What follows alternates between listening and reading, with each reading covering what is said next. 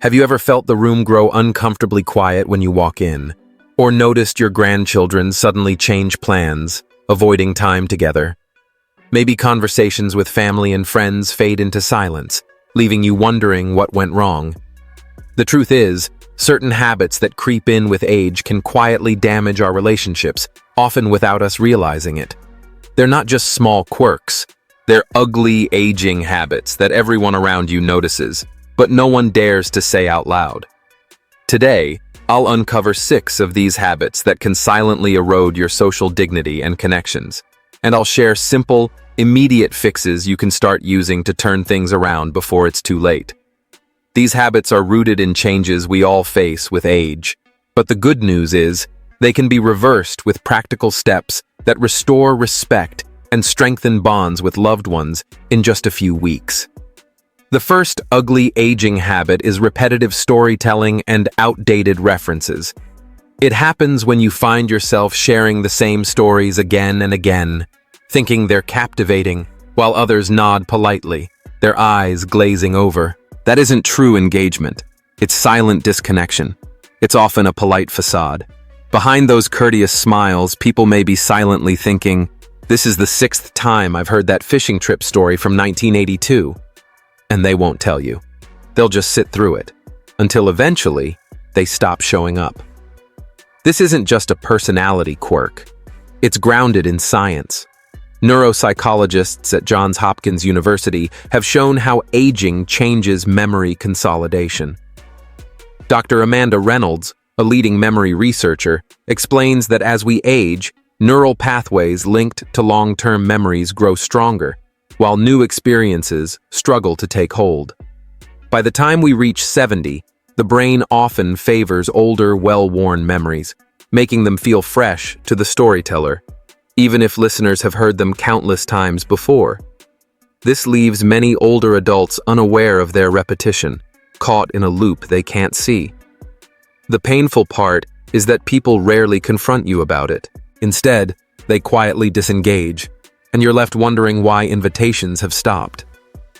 Take Violet, a 73-year-old retired teacher who once lit up every room she entered. She took pride in her wit and charm, sharing stories of her past, like the time she outsmarted a difficult student or her legendary road trip to Yellowstone. Violet had no idea that for 5 years, she'd been cycling through the same handful of stories at every dinner party, book club, and family gathering. Friends, too kind or too awkward to say it, began dodging her calls with flimsy excuses. Dentist appointment. Swamped this week. Her weekly lunch group quietly dissolved, then reconvened without her. The turning point came when her 16-year-old grandson, Jacob, gently intervened. One Sunday, he discreetly tallied her Yellowstone tale, 7 repeats to 5 different people in under 3 hours. Later, in private, he showed her the clips on his phone. Violet flushed with embarrassment, then hugged him, grateful for the wake-up call. She'd been blind to the habit, and it had nearly cost her the relationships she cherished. Here's how to break the cycle before it isolates you further. Step 1. Use a story tracker. Keep a small notebook or phone note. Each time you share an anecdote, jot the gist and who heard it. Before you launch into a tale, take 5 seconds to check. Have they heard this one? Step 2. Enforce the new information rule. For every familiar story you're tempted to share, pair it with something fresh from the past week. A show you watched, a conversation you had, even a funny grocery store mishap. It keeps your brain anchored in the present and your listeners engaged. Step 3. The hardest and most urgent. Start now. Today, not tomorrow, not next week. Ask a trusted family member or close friend, "Do I repeat myself too much?"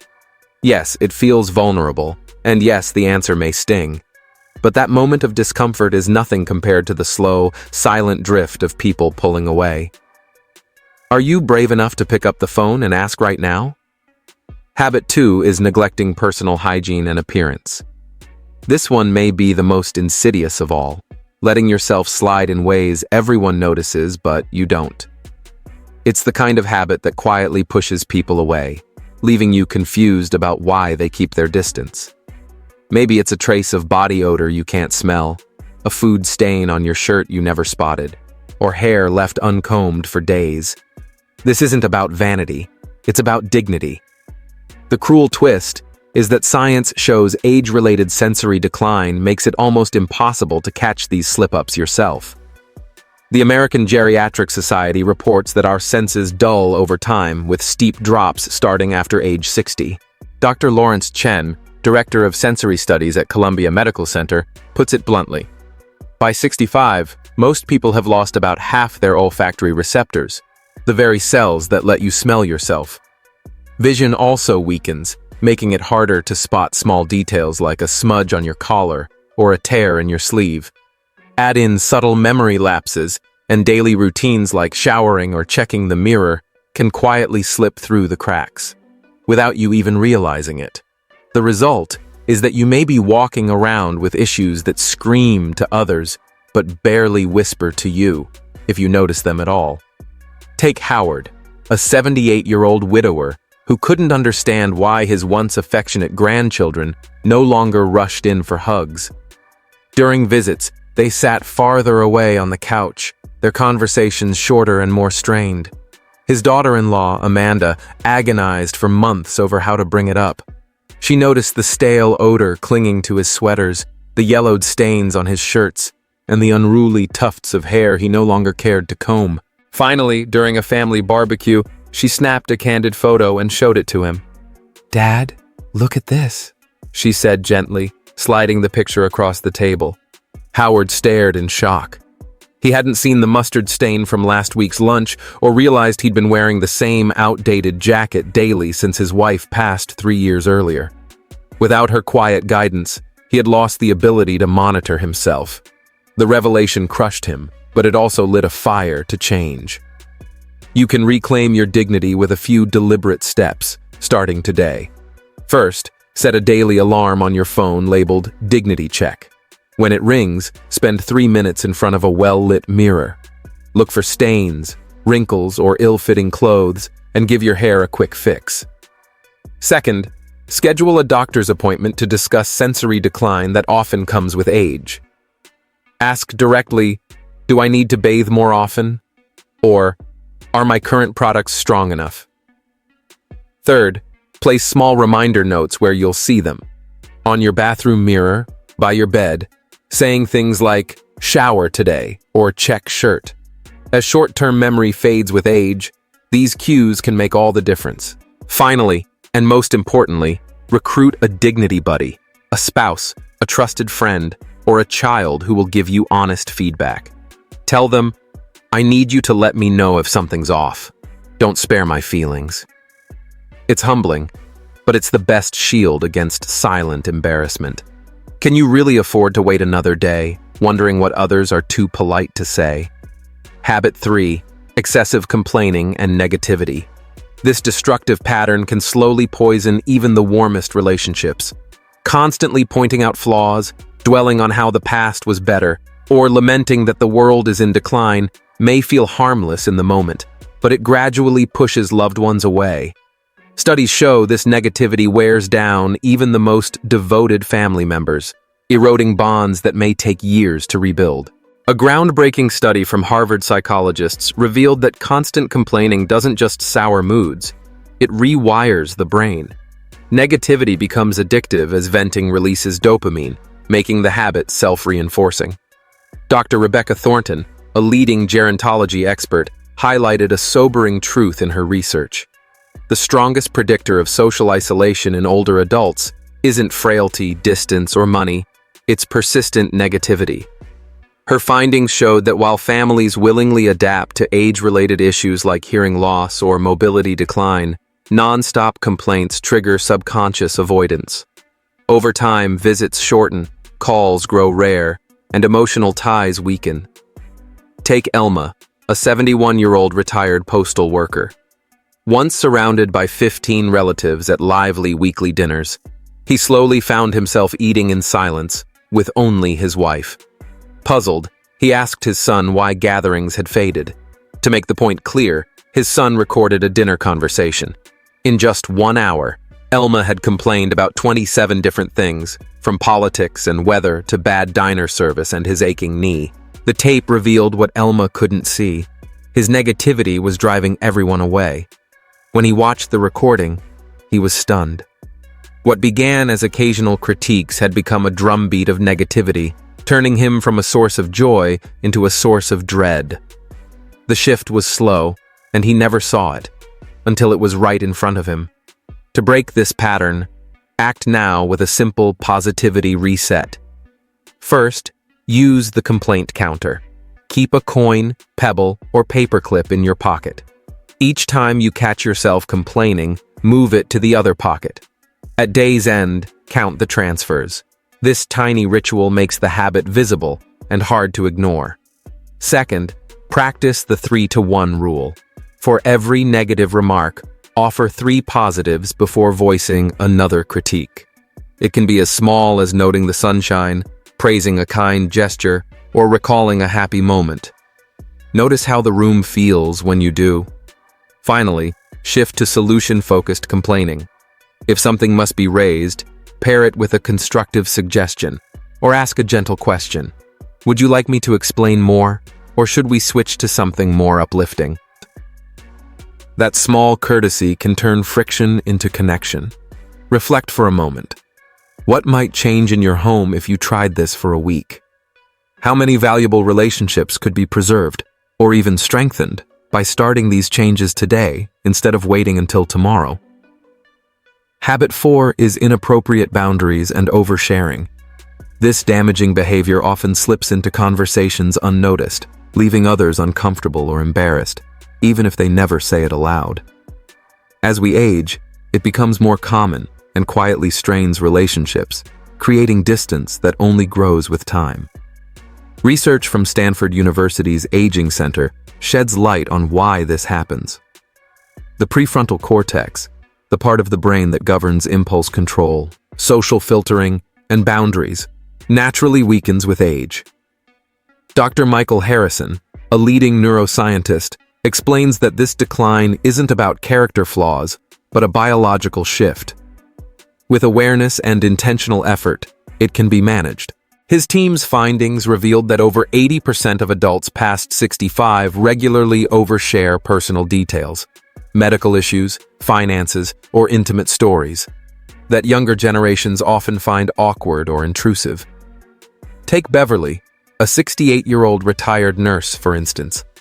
She was puzzled when her daughter began avoiding visits with the grandchildren, not realizing how her own habits had quietly created the distance. Unaware of her impact, Beverly had slipped into a habit of oversharing that crossed invisible social lines. In casual conversations, she would describe her digestive troubles in detail, recount medical procedures step by step, or share personal stories about her marriage. To her, these seemed harmless, but they left her family visibly uncomfortable.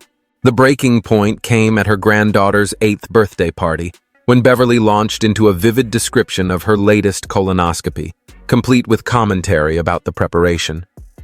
Later, her daughter showed her a string of texts from relatives, all voicing unease and hesitation about attending future gatherings. Beverly was devastated. She hadn't realized how far her conversations had drifted into territory others found off-putting. To prevent this, start using the pause and filter method. Apply the 2-second rule. Before sharing any personal detail, whether about health, finances, or relationships, pause and ask yourself, would I feel at ease if someone told me this? That short pause acts as a gatekeeper. Also, pay close attention to body language. If listeners start checking their phones, exchanging glances, or shifting the topic, those are signals to pivot quickly to something lighter and more engaging. Third, create a safe sharing list. Mentally divide topics into 2 groups. Those that are universally appropriate, like fond memories, current events, or asking about others, and those that demand caution, like health struggles or personal dramas. Check yourself often. Have you unknowingly made others uncomfortable? If a trusted loved one hinted at this, wouldn't you want to know before it damaged your relationships further? Acting now gives you the power to reshape how others see you and preserve the bonds that matter most. Habit 5 is technical resistance and refusal to adapt. This habit often shows up as a stubborn rejection of new technology. It does more than irritate others. It slowly weakens your connection with younger generations. Maybe you've proudly said, "I don't do computers," or "I'll never use a smartphone," as if it were a badge of honor. But this isn't harmless. It's a wall you've built that shuts you off from those closest to you. And the effects aren't just opinion, they're backed by research.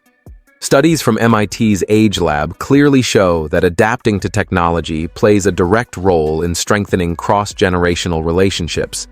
In research led by Dr. Samantha Wilson, seniors who made even a modest effort to use tools like texting or video calls reported a 73% stronger bond with younger family members than those who flatly refused. The takeaway is clear. This isn't about mastering every gadget or chasing trends. It's about showing, through small actions, that staying connected with loved ones matters to you. Take Franklin, a 75-year-old retired mechanic who clung to his landline as his only link to the outside world. For years, he dismissed texting, email, or anything beyond the rotary dial he'd always relied on. At first, his grandchildren humored him, making the effort to call, but gradually, the calls faded, then stopped. When his daughter finally confronted him, explaining that his resistance was driving family away, Franklin snapped, "They should respect my ways." He saw his refusal as dignity, but his grandchildren saw it differently. To them, it felt like indifference, as though he didn't care enough to meet them halfway. His 16-year-old granddaughter later confessed, "We stopped trying because it felt like Grandpa didn't think we were worth the effort." We're not asking anyone to master TikTok, only to send a simple text now and then. The encouraging news is that breaking this habit takes just 5 minutes a day. Begin by choosing one piece of technology that truly connects you with loved ones, most often texting or video calls. Don't overwhelm yourself with too many options. Focus on the one that matters most. Then, commit to 3 short practice sessions daily. It's not about getting it perfect right away, but about building comfort through repetition. Maybe it's sending a text to a friend or experimenting with a video call button until it feels natural. The final step is the most powerful. Be open with your family.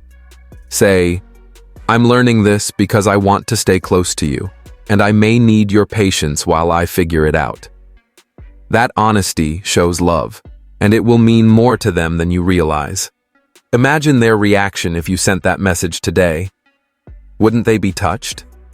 Now, let's turn to the 6th and final ugly aging habit. This one is perhaps the most uncomfortable for those around you, especially in public. It's the gradual loss of awareness when it comes to controlling your speaking volume and respecting personal space. While it might seem minor, these lapses can lead to moments that feel awkward or even embarrassing for family and friends. Maybe you've found yourself talking a bit too loudly in a quiet restaurant, unaware of the glances around you or standing just a little too close to others in line, missing those subtle signals of discomfort. This isn't merely a quirky part of getting older, it's often linked to real physiological changes. Experts from the National Institute on Aging highlight that age-related hearing loss is a major reason behind this shift. Dr. Jonathan Parker, a respected researcher in auditory health, explains that by the age of 70, most adults lose enough high-frequency hearing that they unconsciously raise their voices 15 to 30% louder than what's socially comfortable. It becomes a cycle. You can't clearly hear your own tone, nor can you sense the gentle hints or quiet looks from those around you, urging you to lower your voice. The result? A mix of confusion and embarrassment. Loved ones may feel uneasy, while you remain unaware until someone finally speaks up. Take Gloria, a 77-year-old retired librarian who spent her life keeping others quiet. She couldn't understand why her son's family no longer invited her to dinner as often. Then came her birthday dinner at a cozy Italian restaurant. Without her knowing, her grandson, quietly recorded as Gloria, full of energy, shared a private family story at full volume. The video captured everything: diners flinching, shifting their chairs, and exchanging awkward glances of second-hand embarrassment. Later that night, her son showed her the recording in private. Gloria covered her mouth in shock. "I had no idea," she whispered, tears filling her eyes. She'd always valued good manners, yet her hearing loss had unknowingly turned her gentle tone into a public disturbance. But here's the good news. You don't have to live with this habit or its consequences. Start with simple daily steps to regain control. Download a free decibel meter app, or ask a tech-savvy family member to help you set it up. Practice speaking within a conversational range, around 50 to 60 decibels. The instant feedback might surprise you. Then, create a subtle signal with your loved ones, a light tap on the arm or a quiet whisper, to gently remind you when your voice gets too loud. And finally, don't delay your hearing evaluation. Book it this week, not next month. Untreated hearing loss doesn't just cause this problem. It makes it worse over time. The longer you wait, the harder it becomes to regain balance. So here's a simple challenge. Are you brave enough to ask someone close to you if this is something you've been doing without realizing it?